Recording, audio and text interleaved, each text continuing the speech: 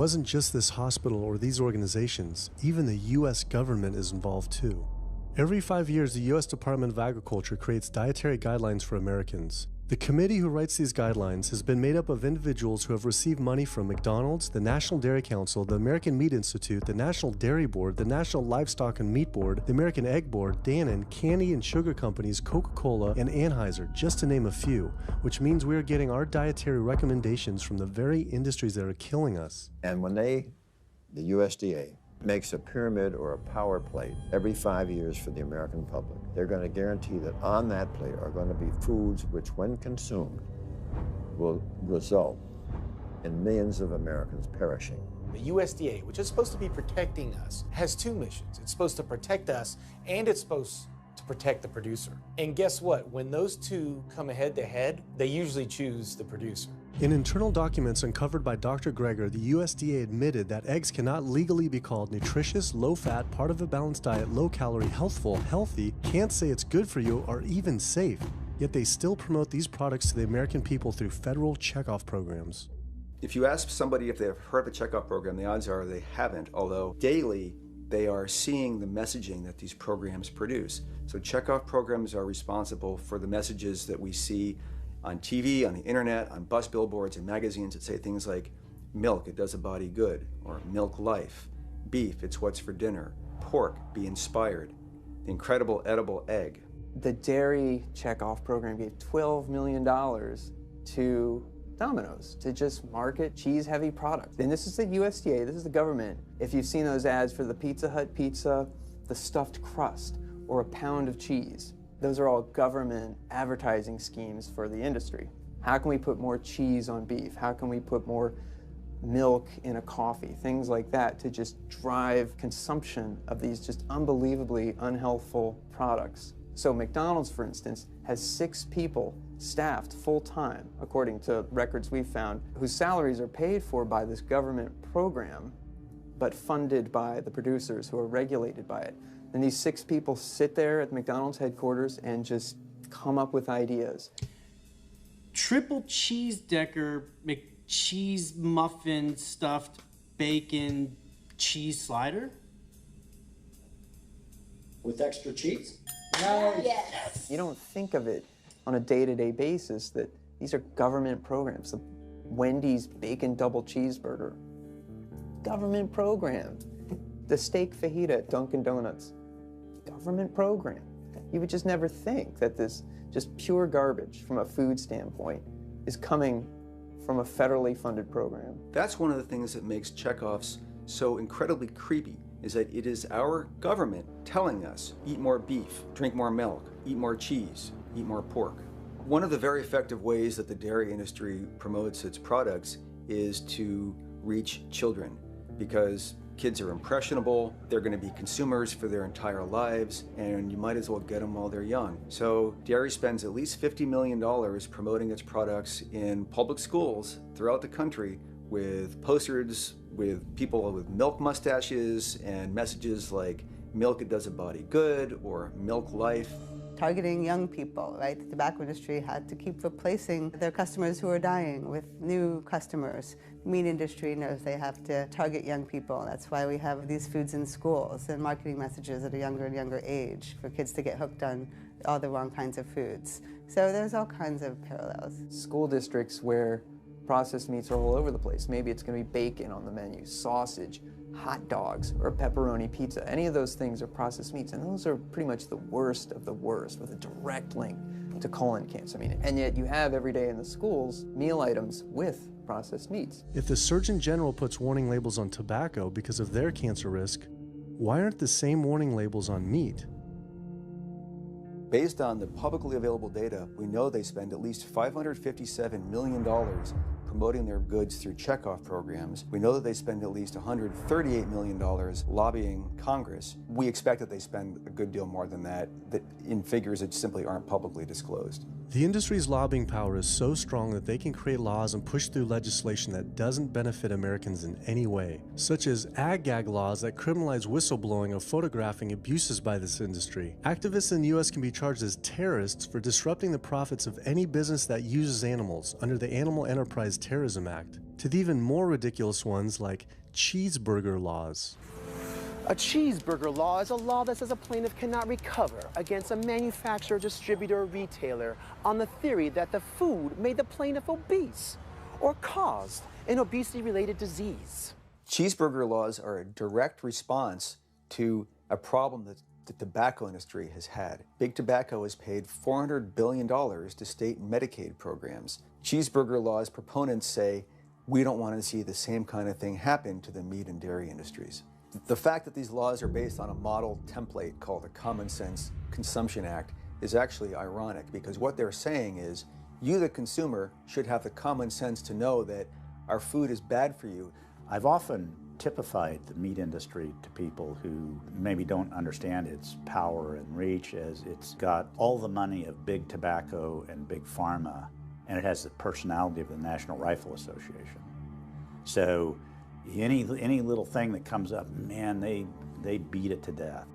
Robert Martin wasn't exaggerating. When the profits of the egg industry were threatened by egg alternative company Hampton Creek Foods, extremely disturbing emails were uncovered by Ryan Shapiro and Jeffrey Light. We uncovered documents demonstrating the American Egg Board considers Hampton Creek, quote, a crisis and major threat to the future of the American egg industry.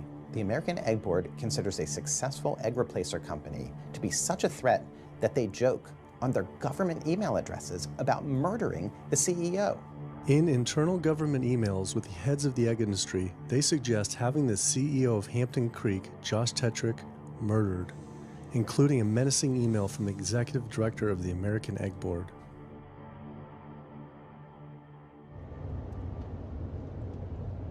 The meat producers don't have to pay for the heart disease or the environmental destruction or any of the other externalities, as economists call them, that their products cause. You know, then there's the whole pharmaceutical aspect of it, and the fact that there's a very strong pharmaceutical industry and lobby that has a huge stake in preserving the status quo. And these chronic diseases, these are the cash cows of the pharmaceutical industry. You have a $5 billion stent industry. Do they ever want to see that go away? We've got a $35 billion statin drug industry. Do they ever want to see that go away? I'm talking about the pharmaceutical industry effectively controls what doctors are told. Most research isn't put into prevention, it's put into the medication that we might use for that particular disease.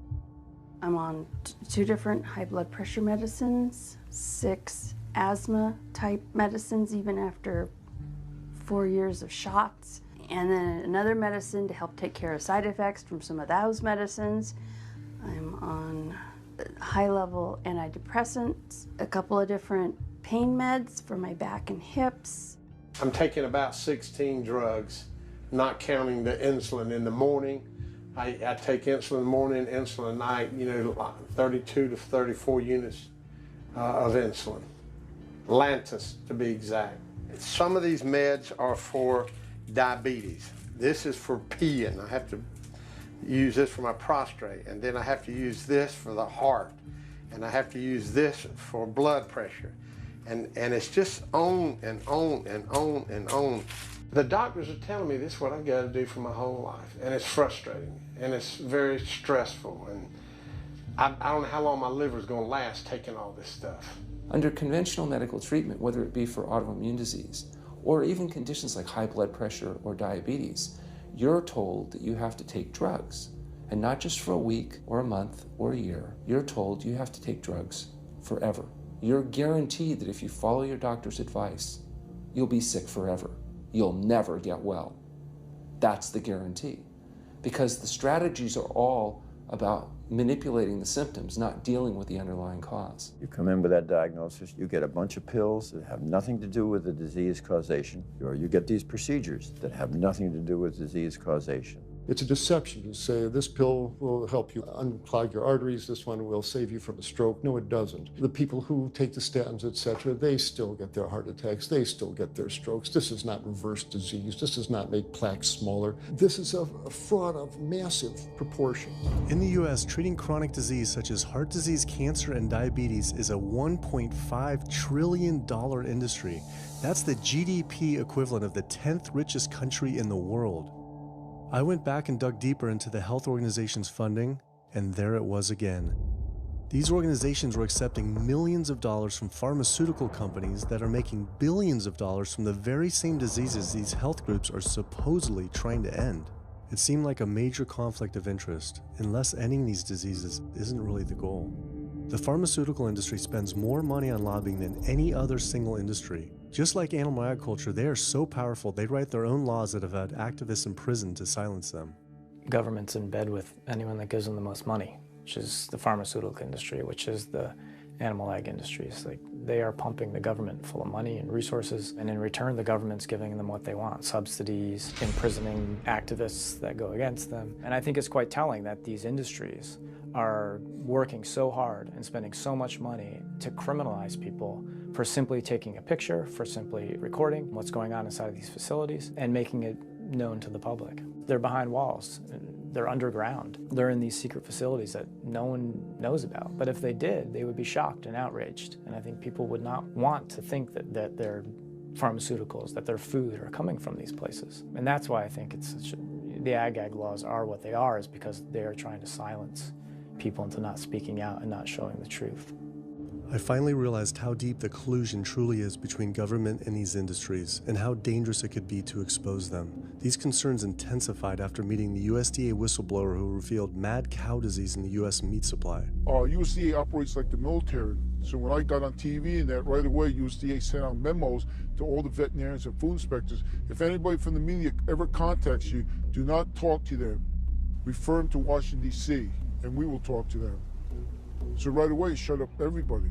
American public should be very concerned about this, what's going on with USDA. Here in the United States, we have at least 4 cases of mad cow disease, but I'm almost positive there's more cases than that, but the government isn't looking for it. So what you're saying is that there could be already mad cow disease in humans. Right, and I think a lot of it was misdiagnosed. With the Alzheimer's or dementia, it takes several years, you see the progression, but to make it easier, these doctors just sign off on it as dementia or Alzheimer's without actually taking a biopsy of the brain to see if it's that, or is it actually a prion disease like Creutzfeldt-Jakob disease or mad cow disease. Do you think it's safe to eat meat? I personally don't think it's safe to eat it because of the fact how the line speeds are increasing, and also our inspectors are not well trained enough. At the present time, the line speed now is going about 220 cows an hour. That gives you about somewhere around 4 cows per minute, so that's 15 seconds per cow. These dangerous slaughter speeds means that animal waste ends up everywhere. Testing shows 88% of pork chops are contaminated with fecal bacteria, 90% of ground beef, and 95% of chicken breast sampled contain animal waste bacteria. There is nothing clean about eating this way. But it just isn't waste, it's also pus-filled infections. You can see there's a bump or some kind of abscess underneath the hide. Most of the time when the hide's pulled off, either that will open up the abscess and the pus will come out, or if it's deep-seated, when the inspectors are doing their work or the company employees, they might stick their knife into an abscess and it explodes all over the place.